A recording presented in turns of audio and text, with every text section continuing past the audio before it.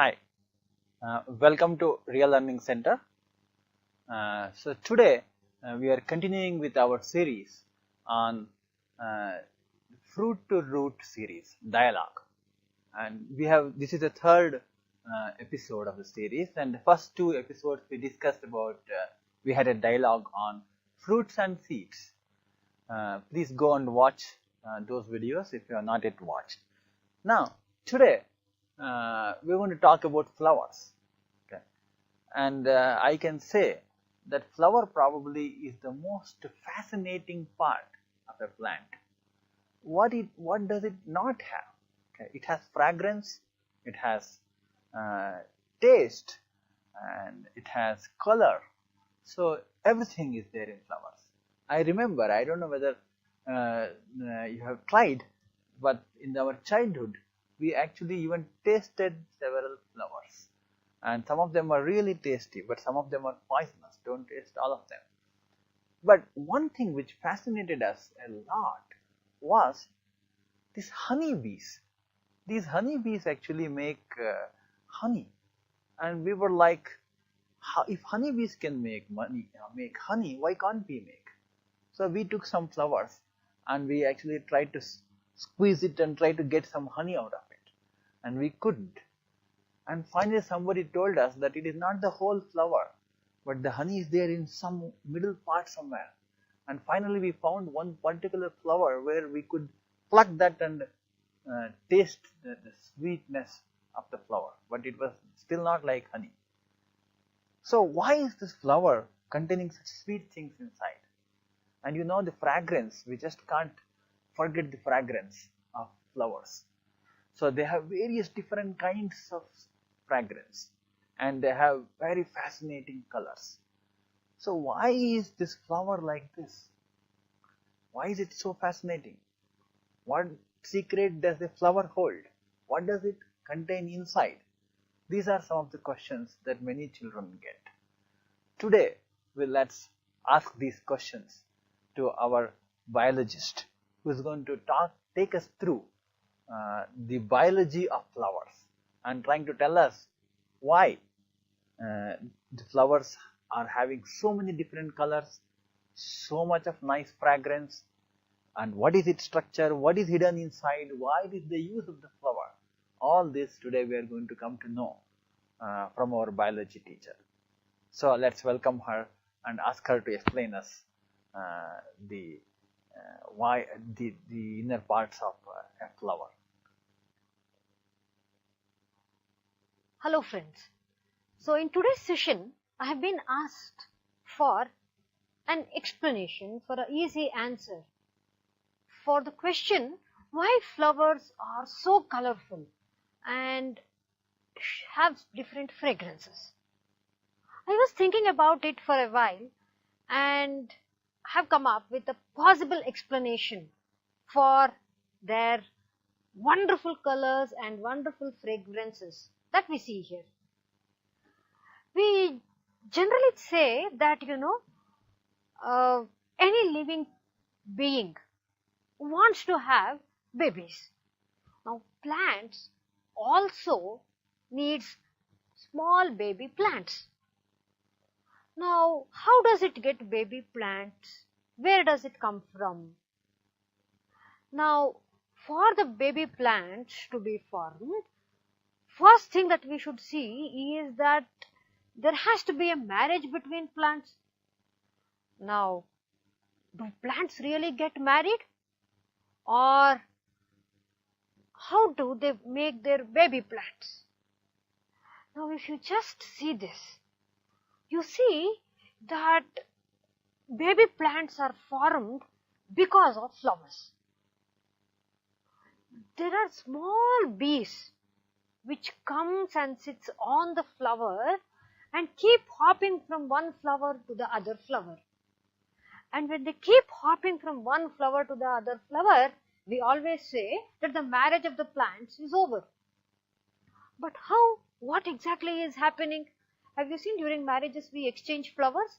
Now in a plant marriage, we see that they also exchange something. But they are not exchanging flowers, but they will exchange pollen or the pollen grains. Where are the pollen grains? The pollen grains are inside the flower. So what you see is, whenever a bee comes and sits on a flower like this, why does it come and sit in the first place? To get nectar. It sits here. It keeps going in search of another flower to get nectar. It sits on this plant, and when it is moving from one flower to other flower, another flower to one more flower, you know what it is doing? It is taking pollen grains from one flower to another flower and spreading the pollen. Now this is what can be called as marriage of the plants or the trees. Don't you see that it is so interesting? Now, do you think these bees and butterflies keep moving from one flower to another flower all the time? And what makes them to move? If you just notice around, you see that all the flowers will not be of the same color. Yes? Now, let me say there is a white flower, one bee gets attracted to that. Now, another tree which is next to that, it feels jealous. Even I want the bees to come and sit on my flower. So what it does is it changes its color. It will become more attractive. So the bee starts moving to other plant also. Now, do you see different colors of flowers in the same plant? Do you think the plants give nice, beautiful colors the next day morning? No, it does not happen like that, because it takes a long time.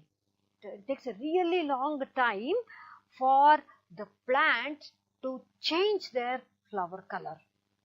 Okay, their parents, their grandparents, their great grandparents, all the generations of these plants are totally involved in changing the color so that they can always attract more bees and butterflies for transferring their pollen grain. Now, in the process of the transfer of pollen grain, you see that there is marriage of plants happening. Now, if pollen has to be taken, what should be the size of the pollen?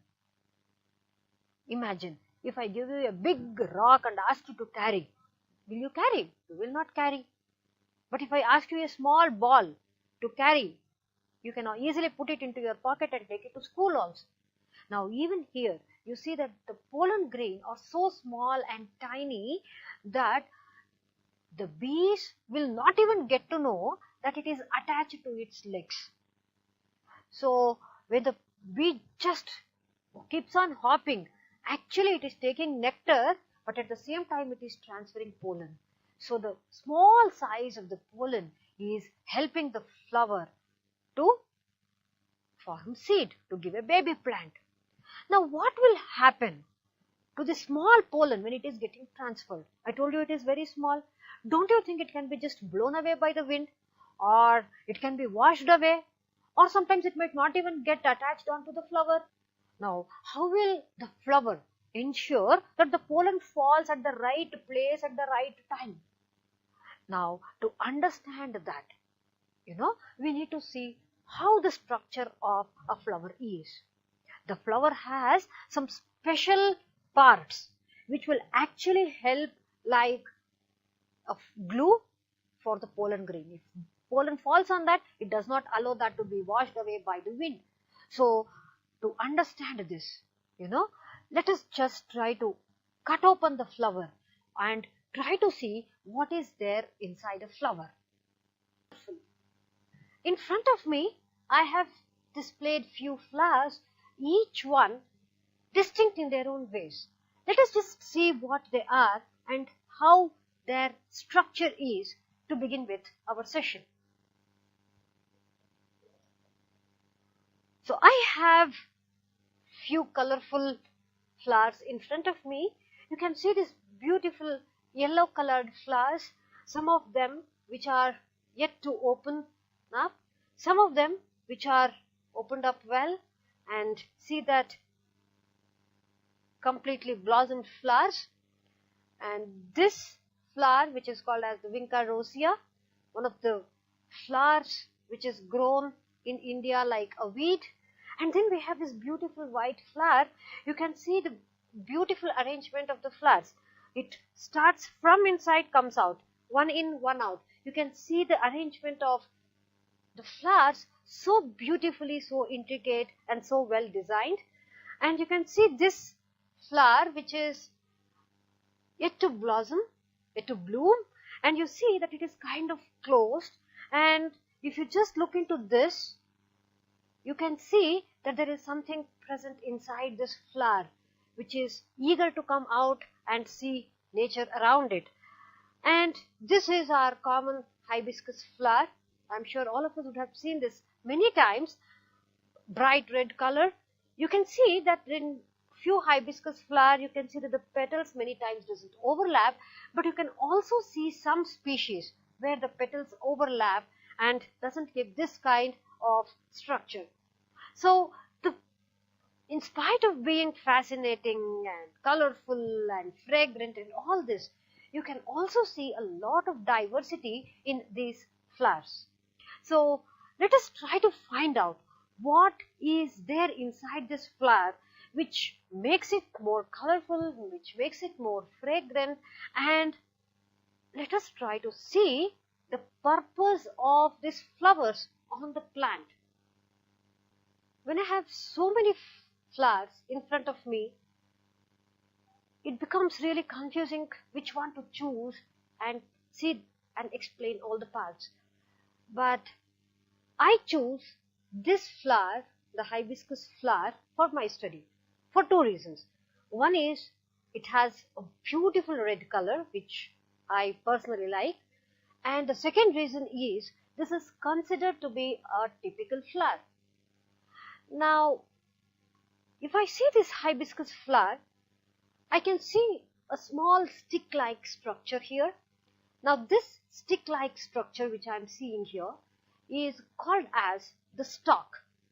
Stalk is actually that region of the flower which is actually bound to the plant. And then just above that, I see a green colored structure here which is actually bearing the flower, and that is called as the receptacle. Now on the receptacle, I see there is one more green layer, I see one red layer, and I can see a long stick-like structure having some structures in that which we will see later. Now this is arranged in a circular fashion on the receptacle, and we call these as whorls. There are generally around 4 whorls in a flower. The first layer, outermost layer of the flower is the green colored whorl which is called as the sepals. Sepals are also called as calyx. So what would be the function of this calyx? Other than holding the entire flower together, there is no such significance to the calyx. And the next inner whorl is the colorful layer, colorful whorl that is called as corolla, or commonly called as petals. Corolla for color. So we have the two outermost whorls, one which is generally green in color called as the sepal, the inner layer which is called as petals. Now, actually speaking, these two parts of the flower are not directly involved with the function of the flower. They are kind of assisting the function of the flower, and hence they are the non-reproductive structures of the flower. If you notice, many times the color of the corolla is varying. In this particular case, you see that it is red in color. I showed you the previous flowers where it was yellow, it was white, it was pink. You can see large diversity in this. Now the reason for having this diversity is to have diversity. At the same time, the reason to show this colorful corolla is to attract the flowers, to attract bees or insects or the birds and also humans to come near the flower. So colors are one way of attracting all these animals which towards the flower or towards the tree in general. The inner whorl of the flower is the whorl which is the small hair-like structures that you are seeing in the picture here. You can see that there is some yellow kind of structures here which are actually the male reproductive parts of the flower. You can see the small hair-like structures with a yellow colored tip. Now these are called as the androecium or the male reproductive part of the flower. The yellow colored tips that you are seeing here actually gives rise to small structures which are called as pollen, and these pollen are lightweight and are considered to be the gametes or considered to be the sperms of the flower. Okay, now these are all present on a red stalk that you are seeing here, right? Now if you see the tip of the red stalk, you can see that there are something like 5 hair-like structures that are present, and if you notice carefully, you can see a small tube-like structure in the center. Okay, if you can see all this and you can open up all this, you can see that there is a small hollow tube-like structure that goes in between these 5 hair-like structures. Now this hair-like structure that you are seeing, along with this is the female reproductive part which is called as gynecium. Gynecium is the female reproductive part. You can see here, now this is a sticky region which is called as the stigma. This is called as the stigma. You can already see why we call this as stigma. If you just notice the picture here, you can see that the pollen which I just told you now are actually sticking on to the stigma. That is because the stigma has some kind of glue inside, some kind of sticky substance inside, which when pollen grain falls on it, it doesn't allow it to escape. Now below the stigma you see a tube-like structure here, and this is called as the style. Style is the long tube-like structure which is seen in the gynecium of the flower. So we have seen 2 parts, one which is called as the stigma, the other one which is called as the style. Now this ends in a region which is called as the ovary of the flower. Now ovary of the flower is generally seen at the center, at this region of the flower. If you cut open the stigma and the style, you see this central region of the flower, and this central region is called as the ovary. Ovary is a very important region of the gynecium because this is the place where the egg of the flower, which is called as the ovule, is present here. The ovule is present inside the ovary. So you can clearly see that the style leads to ovary, and inside the ovary you can see many layers of ovary there, and finally the central region is called as the ovule. Now what would generally happen is the male part of the flower, which is the pollen, will fall on the stigma. We have already seen that stigma is sticky, and as soon as the pollen falls on that, we see that this style and the stigma have certain juices, have certain sugar-like substances, which kind of activates the pollen. Therefore, the pollen, which is almost circular, would kind of elongate itself, goes through the style and reaches the ovary. Now, in the ovary, it goes through the ovary and reaches the ovule. And we have already seen that inside the ovule there is egg. So, the male part of the flower is going to fuse with the female part of the flower. And this leads to the fertilization of the flower. Now, when fertilization of the flower happens, you see that there is formation of the zygote, which later leads to seed. And therefore, we always say that fruits are a product of fertilization. Now, the process of pollen falling onto the stigma is called as pollination or pollination. Now, pollination can happen two ways. One is the same anther, same pollen from the same flower can fall onto the stigma of the same flower, and this is actually called as internal pollination. Whereas sometimes what you see is pollen from other flowers, from other plants can also come and fall on to the flower, especially the stigma.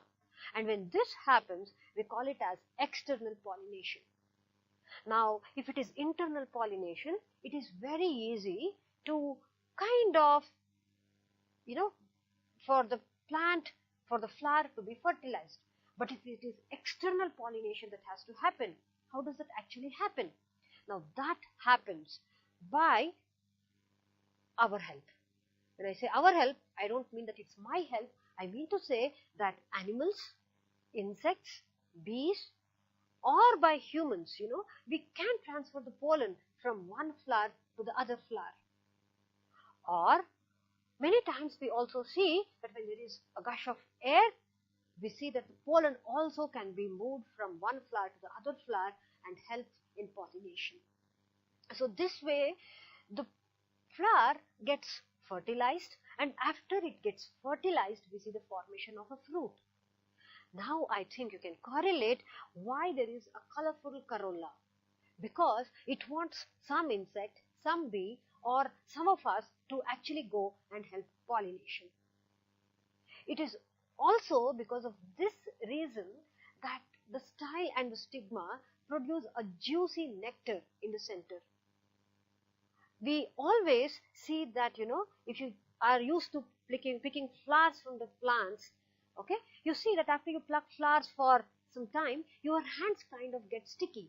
That is because whenever you are picking a flower, the juice in that flower, in the stalk, in the receptacle, or it might be in the gynoecium, would actually be on your hands, and that is what makes your hands sticky. And yes, it has to be juicy because bees and insects would like to have some sugar, some energy after taking, after sipping the nectar. So it is because of all this reason the plant has designed its own mechanism to produce juices, so that, it attracts bees, at the same time is getting benefited by having pollination. Because after pollination, we see fertilization giving us the fruit or the seed. Now, can we conclude our session by thinking that the flower is actually the shoot, the reproductive shoot of a plant, because it's only this part of the plant, this part of the tree, which is actually helping the plant to reproduce. We cannot call it as a reproductive organ, but yes, we can always call it as a reproductive shoot of the plant. Let us think over this. Thank you.